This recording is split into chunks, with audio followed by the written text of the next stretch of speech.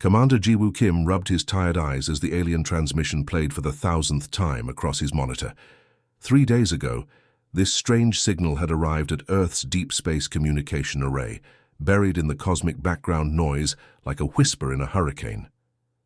Now it dominated every screen in the facility, its haunting melody filling the corridors with an otherworldly sadness that made even the toughest technicians pause in their work. The transmission wasn't like anything humans had ever encountered. Where Earth's communications were digital, harsh, and mechanical, this message flowed like liquid music.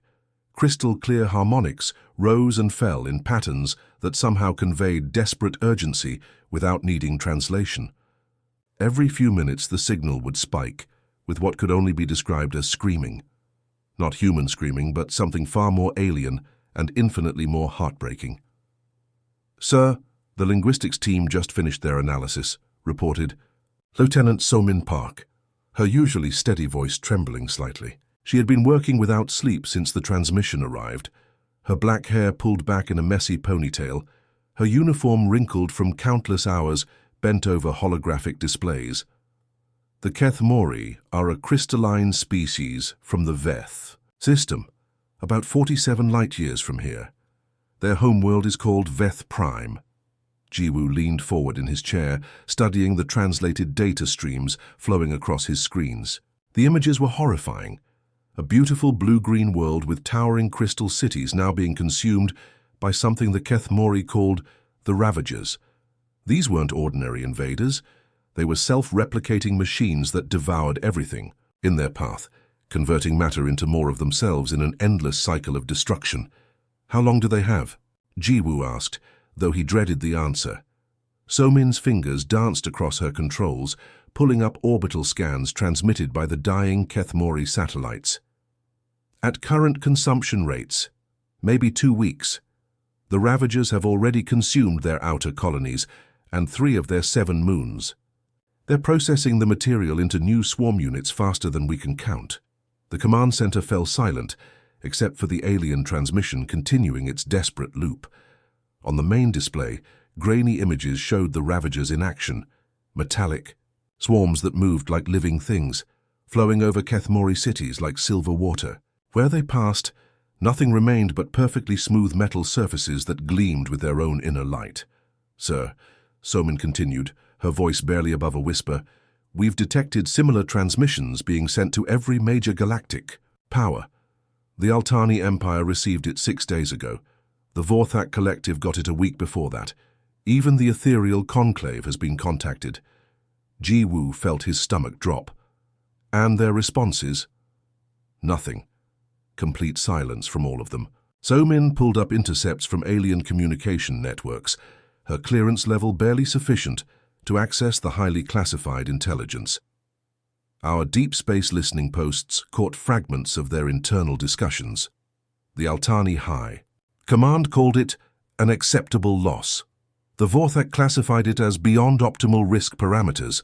The Ethereals simply noted it as evolutionarily inevitable. The commander stared at the cold, calculated responses from civilizations that had mastered interstellar travel when humans were still discovering fire. These ancient powers possessed fleets that could crack planets and weapons that could ignite stars. Yet they chose to let an entire species die rather than risk their own safety. Captain Hyun-Soo Lee burst through the command center doors, his weathered face grim and his gray hair disheveled from running his hands through it repeatedly.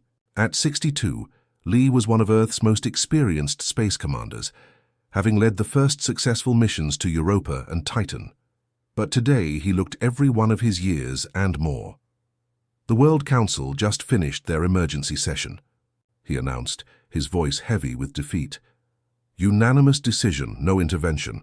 They say it's suicide to send our fleet against technology we don't understand, to save people we've never met, in a conflict that isn't our responsibility." Jiwoo stood slowly, his mind racing through the implications. Earth's space fleet was laughably primitive compared to the galactic powers. Their fastest ships were converted mining vessels and cargo haulers, retrofitted with basic weapons that would be like throwing pebbles at a hurricane. Their most advanced warships were barely worthy of the name, patrol craft designed to chase smugglers and pirates, not face-down apocalyptic machine swarms, but as he watched the Keth Mori transmission continue its desperate broadcast, something hardened in his chest. On the screen, he could see fleeting images of the aliens themselves, tall, graceful beings with translucent blue skin that sparkled with inner light. Their children looked up at burning skies with large, fear-filled eyes that somehow transcended species barriers. They were dying and they had asked the galaxy for help. Every advanced civilization had the power to save them, but none had the will. Jiwoo activated the fleet-wide communication system, his fingers steady despite the magnitude of what he was about to do. All vessels, this is Commander Kim. Prepare for immediate departure to Veth Prime. We leave in 6 hours. The command center erupted in shocked silence. Somin stared at him with wide eyes, her mouth slightly open. Captain Lee stepped forward, concern etched across his features. "Sir," Somin whispered, her voice barely audible over the humming equipment, "we'll be flying into certain death. Our weapons can't even dent Ravager armor. Our ships are too slow to escape if things go wrong." Jiwoo looked at the transmission. One more time, watching the alien children huddle against their parents as their world died around them. Maybe the World Council was right. Maybe this was suicide. Maybe they would all die in the cold vacuum of space, forgotten and alone, their sacrifice meaning nothing. "Maybe," he replied quietly, his voice carrying across the silent command center. "But we'll be flying." The human fleet tore through hyperspace like bullets through silk, their experimental jump drives screaming in protest. 27 days of continuous travel had pushed Earth's primitive technology far beyond safe limits. Warning lights flashed, red across every bridge, as hull temperatures soared and energy systems fluctuated wildly. Captain Dayun Choi felt the soul's pride shudder violently as they dropped back into normal space. The converted cargo freighter groaned under the stress, her reinforced hull plating glowing cherry red from the hyperspace friction. Around her, the bridge crew fought to keep their stations operational as sparks showered from overloaded circuits. "Hull, breach on Deck 7, shouted engineer Kyungmin Bae over the alarms. "Sealing now, but we've lost atmospheric pressure in the forward cargo bay." "Navigator, status report," Dayun called out, gripping her command chair as the ship bucked like an angry horse. Navigator Min Ho Jung's face went pale as he stared at his tactical display. His hands trembled as he adjusted the sensors, hoping desperately that the readings were wrong. "Captain, you need to see this." The main view screen flickered to life, and every human on the bridge fell silent.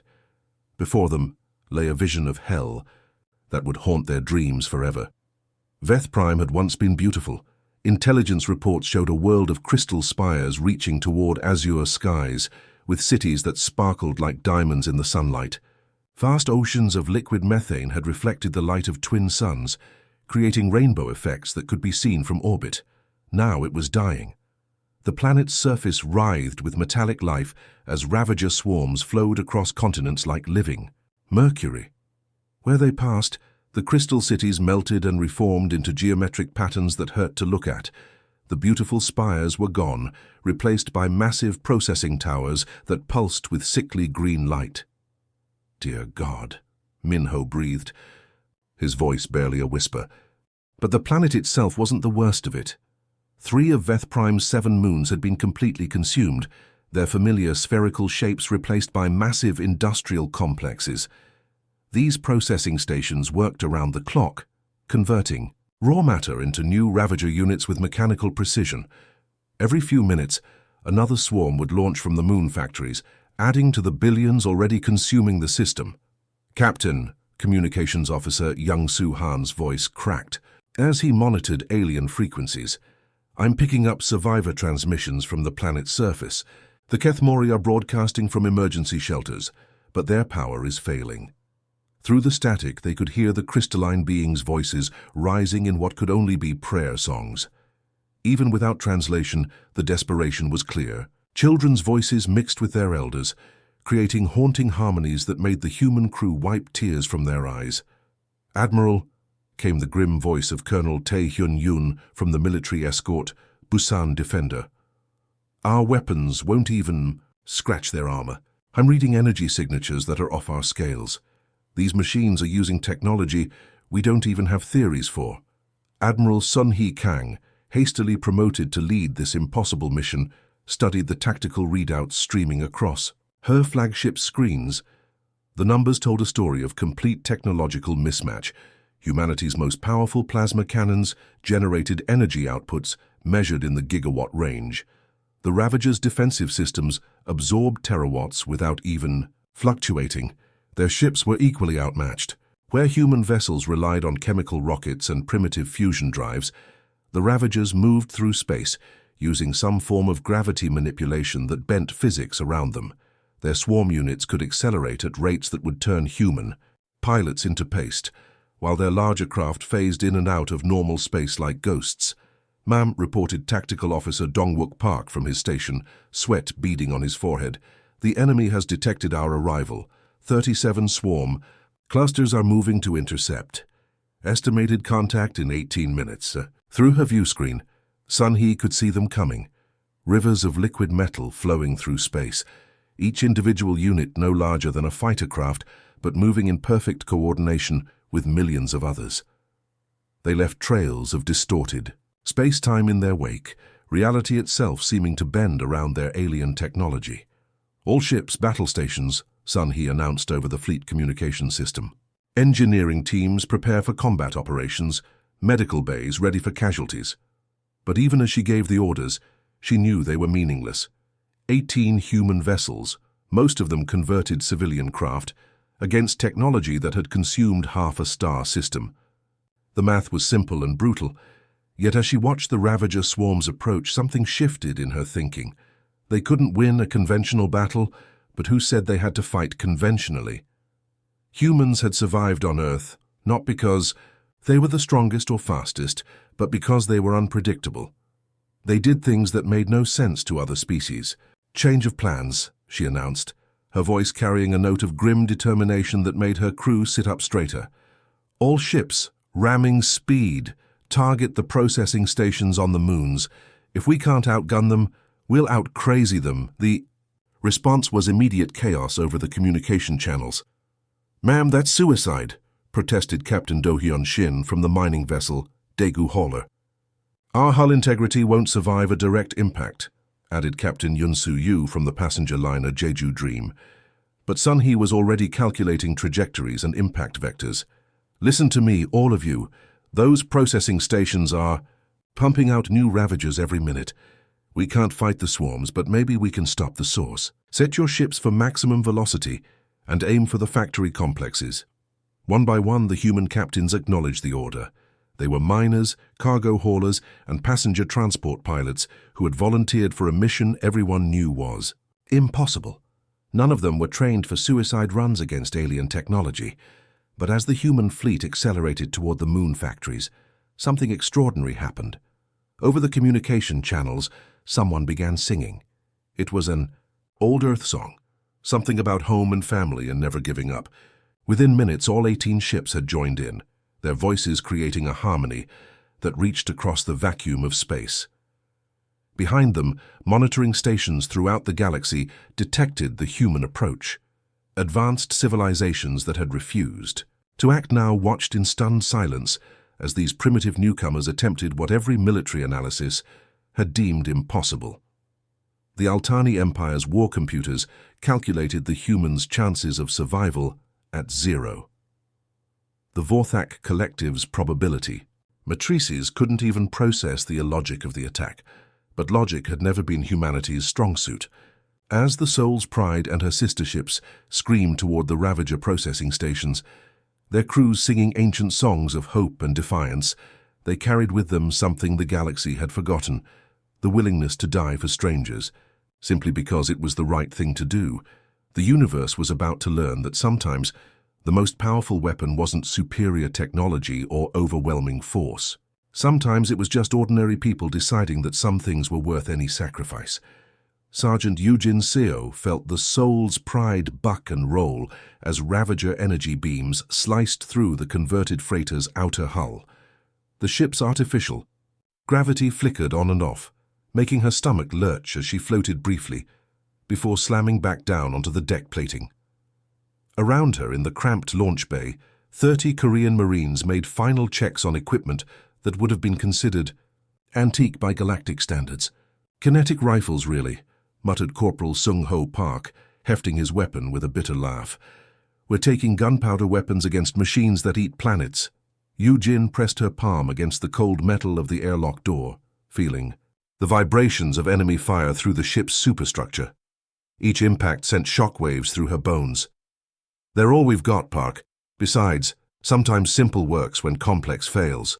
Through the small viewport, she could see the nightmare landscape of Veth Prime growing larger. The planet's surface writhed with metallic rivers of Ravager swarms, their individual units flowing together like liquid mercury before splitting apart to consume different targets. Where the beautiful crystal cities had once stood, geometric, processing towers now stretched toward the blood-red sky, their surfaces pulsing with veins of green energy. "Boarding pods ready for launch," shouted Launch Chief Min-Soo Kim over the ship's groaning hull. The pods themselves were nothing more than reinforced cargo containers with basic life support and primitive retro thrusters. "One-way tickets to the surface with no guarantee of pickup. Boarding pods away." Captain Dayun's voice crackled through the speakers, nearly drowned out by static from enemy jamming. Yu-Jin felt her stomach drop as the launch catapult fired, hurling her pod toward the planet at speeds that made her teeth rattle. Through the tiny window, she watched the Soul's Pride continue its desperate battle above, its hull glowing from repeated energy strikes. Explosions bloomed like deadly flowers across its surface as the crew fought to keep their ancient weapons firing. The descent through Veth Prime's atmosphere was a nightmare of heat and violence. Ravager interceptors swarmed around the falling, pods like angry insects, their weapons carving bright lines through the alien sky. Yu-Jin watched 3 pods to her left disappear in silent flashes of light, their occupants vaporized before they could even scream. Her pod hit the surface with bone-jarring force, the impact crushing her against her restraints and filling her vision with stars. Emergency systems hissed as the outer shell split apart, revealing the hellish landscape of the dying world. The ground beneath her feet wasn't ground anymore. It was a living carpet of small Ravager units, each one the size of her fist, that flowed and shifted like metallic sand. They ignored her initially, focused on larger construction projects, but she knew that wouldn't last long. "Survivors, this way," came a familiar voice over her comm system. Engineer Boram Han had landed 300 meters away and was already working. His industrial cutting torch carved through the hull of a crashed Ravager harvester, the alien metal peeling away like flower petals under the intense heat. The Chadi machine had been processing Kethmori civilians when some malfunction brought it down, trapping dozens of the crystalline beings inside. Boram's face was streaked with sweat and alien coolant as he worked. These things adapt to energy weapons in seconds, but good old-fashioned heat still confuses them, he shouted over the screaming winds. Their algorithms can't predict thermal cutting patterns. Through the hole he'd carved, Yu-Jin could see them, the Kethmori survivors. They were tall and graceful, with translucent blue skin that sparkled with inner light. Their large eyes held intelligence and terrible fear as they huddled together in the wreckage. The children were smaller versions of the adults, their skin flickering with patterns that seemed to indicate distress. "This way," Boram shouted to the aliens using hand gestures to communicate. "Safe zone, transport." The Kethmori didn't hesitate. Despite never having seen humans before, they recognized rescue when they saw it. Parents carried children who clutched strange alien toys, crystalline shapes that sang with harmonious tones. When touched, elderly Kethmori leaned on family members, their skin patterns shifting to what Yu-Jin somehow knew was gratitude. Above them, the battle for the system raged on. Admiral Sun-Hee Kang watched from her flagship's bridge as the Incheon hauler completed its final approach toward a massive Ravager command vessel. The converted mining ship was burning from stem to stern, its hull breached in a dozen places, but Captain Jae-Sung Lim kept his ship on course. "All hands, brace for impact," came Lim's voice over the fleet communication channel, calm despite the circumstances. "It's been an honor serving with you all." The Incheon hauler struck the Ravager command ship at 17,000 kilometers per hour. The explosion lit up half the system, a brief new star that outshone Veth Prime's twin suns. When the light faded, both ships were gone, along with the entire Ravager swarm cluster they had been coordinating. "Ma'am," reported Communications Officer Yoon-ji Kim, tears streaming down her face, "we're receiving transmissions from across the galaxy. The Altani Empire has broken their neutrality protocols. War fleets are mobilizing. The Vorthak Collective is emerging from isolation." Through her view screen, Sun-hee watched more human ships die in brilliant flowers of light, but something was changing. For each vessel they lost, the evacuation effort saved thousands of Kethmori lives. More importantly, their sacrifice was inspiring action across the galaxy. The proud Altani Empire, masters of gravitational warfare, had watched these primitive humans attempt the impossible and felt shame burn through their crystalline hearts. Their battle fleets, dormant for centuries, began powering up their world-shattering weapons. The ancient Vorthak Collective, beings of pure energy who had transcended physical form eons ago, witnessed human soldiers dying to save strangers and remembered what they had once been. Their ship minds began emerging from the spaces between dimensions, reality bending around their return. Even the mysterious ethereal conclave, who communicated only in mathematics and had deemed the Kethmori situation statistically irrelevant, found their calculations disrupted by variables they couldn't quantify: human courage, human stubbornness, human refusal to accept defeat. On the planet's surface, Yu-jin helped the last group of Kethmori civilians into the emergency transport pods.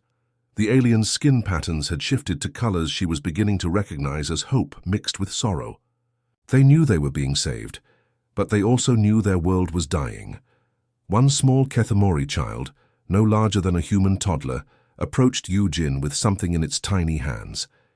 It was a crystal formation that sang with pure, beautiful notes when the child touched it, clearly a precious toy. The child held it out to her, its large eyes blinking slowly, and what she somehow understood was a gesture of thanks. Yu-jin knelt and gently pushed the toy back toward the child, smiling. Despite the chaos around them, "Keep it, little one, you'll need something to remember home by." As the evacuation pods launched toward the human fleet above, carrying their precious cargo of survivors, Yu-jin looked back at the dying world one last time. The Ravagers had won here, but they hadn't won completely. Millions of Kethmori would live to see new worlds, to rebuild their civilization, to remember that when their darkest hour came, strangers from across the galaxy had answered their call. The battle for Veth Prime was ending, but the war for the galaxy's soul had just begun. Medical Officer Sang-woo Park's hands moved with practiced precision as he worked on the wounded Kethmori elder, whose crystalline body structure was unlike anything in human medical textbooks. The alien's translucent blue skin had been shattered by Ravager energy weapons, leaving jagged cracks that leaked a luminescent fluid that served as their equivalent of blood. The Soul's Pride's cargo bay had been hastily converted into an emergency medical facility, with surgical tables made from cargo containers and life support equipment jury-rigged from ship systems. "Doctor, we have another critical patient incoming," called Nurse Hyejino, her medical uniform stained with fluids from a dozen different alien species. She was supporting a wounded Kethmori whose entire left side flickered with dying bioluminescence. "The crystalline structure is failing. I've never seen anything like this." Sang-woo wiped sweat from his forehead, leaving a streak of alien coolant across his skin. Around him, the improvised hospital was a testament to organized chaos. Human medics worked alongside Kethmori healers who had been rescued from the planet's surface, their combined knowledge barely adequate to treat the exotic injuries they were seeing. The air was filled with the hum of medical equipment pushed far beyond its design limits, and the soft singing of Kethmori patients, apparently their species' way of managing pain. "We're running critically low on synthetic blood," Hyejin reported, quietly checking their supplies. "And the alien physiology is so different from ours. Half our medicines don't work on them, and the other half might poison them." Sang-woo looked up from the Marine he was treating, a young man whose plasma burns covered 60% of his body. The soldier's name was Private Jun-sik Kim, and he was barely 19 years old. He had volunteered for the mission knowing he might never see Earth again, and now he lay dying on an improvised operating table in the depths of space, surrounded by alien refugees he had risked everything to save. "Then we improvise," Sang-Woo said firmly. "Use the Kethmori healing crystals for their wounded. They seem to respond to resonant frequencies. For our people, we stretch what we have. No one gets left behind." The medical bay was a microcosm of what was happening throughout the system. Species barriers had crumbled in the face of shared suffering. A massive Altani warrior, standing nearly 3 meters tall with skin like polished stone, held the hand of a small human child who had been injured during the evacuation. Vorthak energy beings, normally invisible to human eyes, had made themselves visible to comfort frightened patients with gentle, glowing touches. Outside the medical bay, the real miracle was unfolding across the Veth system. The tide of battle had turned dramatically in the past few hours, but not because of superior firepower or advanced tactics. It had turned because of shame. Admiral Sun-Hee Kang stood on the bridge of what remained of her flagship, watching the most incredible sight in galactic history unfold before her. The Altani Empire's dreadnoughts, each one the size of a small moon, were systematically dismantling Ravager processing stations with weapons that could crack planets. Their gravitational cannons bent space-time itself, creating miniature black holes that consumed entire swarms of enemy units. The Vorthak Collective had emerged from their dimensional hiding places for the first time in millennia. These beings, of pure energy, phased through Ravager defenses like ghosts, disrupting the machine's quantum processors from within. Where they passed, entire enemy formations simply stopped functioning, their mechanical minds overwhelmed by forces they couldn't comprehend. Most impressive of all were the ethereal conclave's mind ships, vessels that existed partially outside normal reality and coordinated the massive relief effort with mathematical precision. They had calculated optimal evacuation routes, predicted Ravager movement patterns, and orchestrated the rescue of millions of civilians with clockwork efficiency.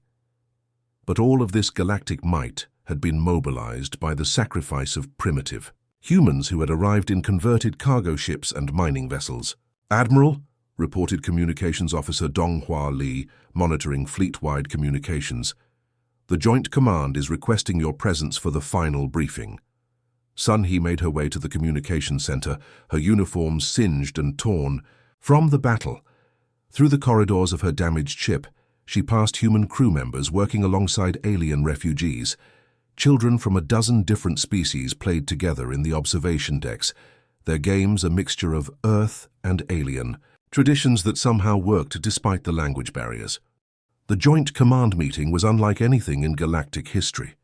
Representatives from civilizations that had been enemies for millennia now worked together as equals, united by the example of humanity's sacrifice. Fleet Admiral Korvash of the Easy Altani Empire dominated the holographic display, his massive form carved from living crystal that reflected rainbow patterns with each word.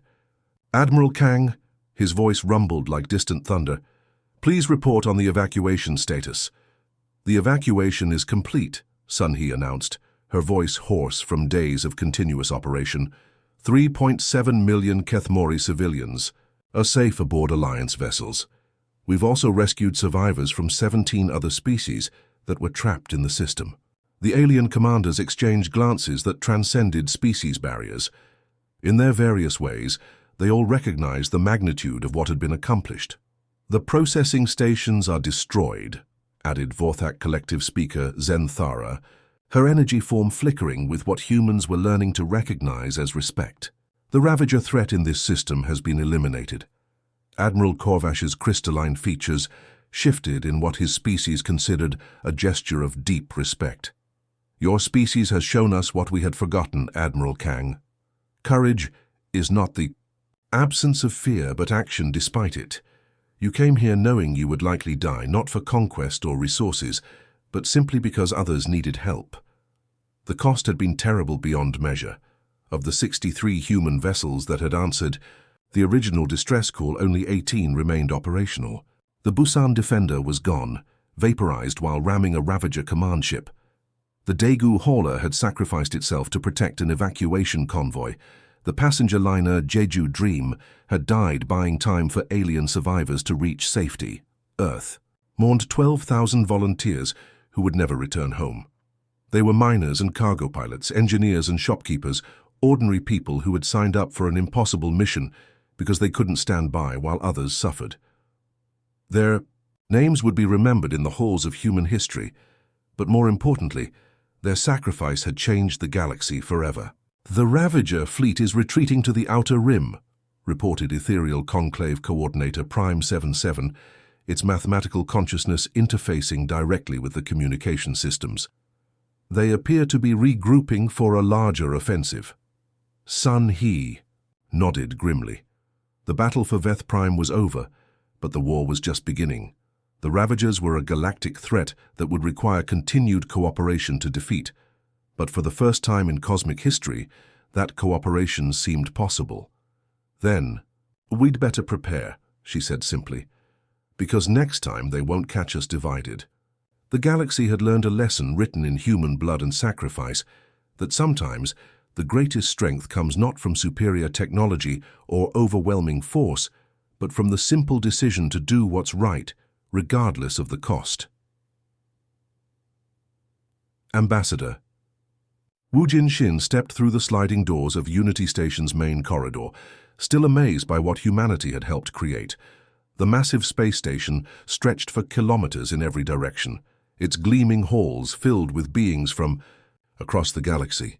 Where once these species had viewed each other with suspicion or outright hostility, now they worked together, with a unity that would have been impossible just 1 year ago. The station itself was a marvel of cooperative engineering.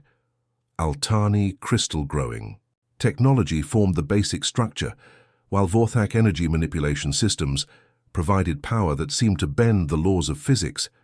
Human ingenuity had solved the practical problems of life support for dozens of different atmospheric requirements, and Kethmori harmonic engineering kept everything in perfect balance. Through the massive transparisteel windows, Woojin could see the restored Veth Prime rotating slowly below. The planet that had once been consumed by Ravager swarms now sparkled with new crystal cities, but these were different from the originals. Human architectural influences mixed with traditional Kethmori design, creating spires that reached toward the stars while remaining firmly rooted in the fertile soil. Gardens floated in orbit around the planet, tended by joint human-alien teams who had learned to make beauty grow in the vacuum of space. "Ambassador Shin, the council session is beginning," announced Protocol Assistant Haewon Lim, her translator device switching seamlessly between human Korean and the musical tones of Kethmori speech. The central chamber of Unity Station was a sight that never failed to take Woojin's breath away. Representatives from over 100 species sat in a perfect circle, with no head table or positions of dominance. The chamber's acoustics had been designed by Vorthak soundmasters, allowing every voice to be heard clearly, regardless of species or vocal range. President Minji Yu stood at the center podium, her presence commanding respect from beings who towered over her physically, but had learned to admire the strength of human character. At 45, she had been elected as the first human leader of the Galactic Alliance, not because Earth was the most powerful member, but because humanity had proven they could be trusted to put others' needs first. "Fellow beings of the Alliance," she began, her words automatically translated into dozens of languages, "today marks the first anniversary of the Battle of Veth Prime. We gather not to celebrate victory, but to honor sacrifice and pledge our continued commitment to one another." Around the chamber, representatives from species that had once been mortal enemies nodded in agreement. The massive Altani delegation, their crystalline bodies reflecting the chamber's lights in rainbow patterns, sat beside the ethereal forms of Vorthak energy beings. Even the mysterious ethereal conclave had sent physical avatars, something they hadn't done in 10,000 years. "The humanitarian corps stands ready for deployment," reported Director Chang Ho Bei, his voice filled with pride. Behind him, holographic displays showed the organization's current status. 17,000 volunteers from 43 different worlds, trained in emergency response and equipped with the most advanced rescue technology the Alliance could provide. The core was humanity's gift to the galaxy, but it had grown far beyond its human origins. Altani warriors served alongside human medics. Vorthak energy healers worked with Kethmori crystal surgeons. Each member had sworn the same oath that the original human volunteers had lived by. No one gets left behind. Wu Jin watched as Director Bei presented the latest statistics. In the past year, the Corps had responded to 847 emergency calls across the galaxy. They had evacuated populations from dying stars, provided medical aid during plague outbreaks, and delivered supplies to refugee camps. Most importantly, they had proven that the unity forged at Veth Prime was not just a temporary alliance of convenience. The Kethmori had become humanity's closest partners in this new age. Their hybrid technology had revolutionized space travel, combining human innovation with crystalline precision. The new crystal fusion drives could cut journey times by 60%, allowing rescue fleets to reach emergency zones that would have been unreachable with older technology.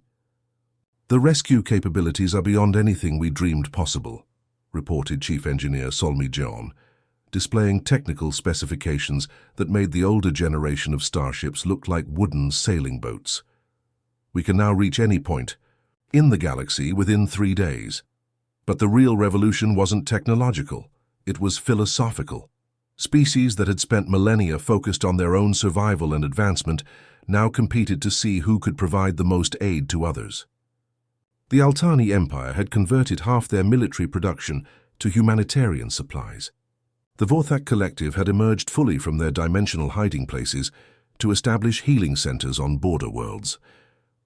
Admiral Ji-Woo Kim, now commander of the Galactic Rescue Fleet, stood before a tactical display showing emergency calls from across known space. At 52, he had aged considerably in the past year, but his eyes still held the same determination that had driven him to answer that first Kethmori distress call. "Current status report," he announced to his command staff.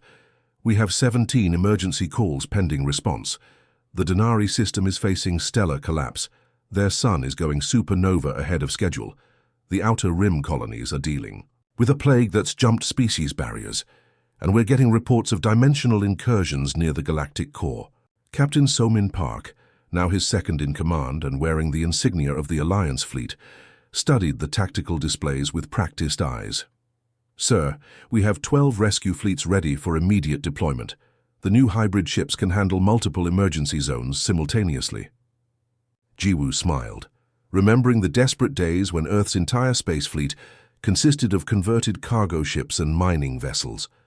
Now the Alliance fleet numbered in the thousands, with vessels that combined the best technology from dozens of species. But more than that, they were crewed by beings who had learned to see beyond their own species' boundaries.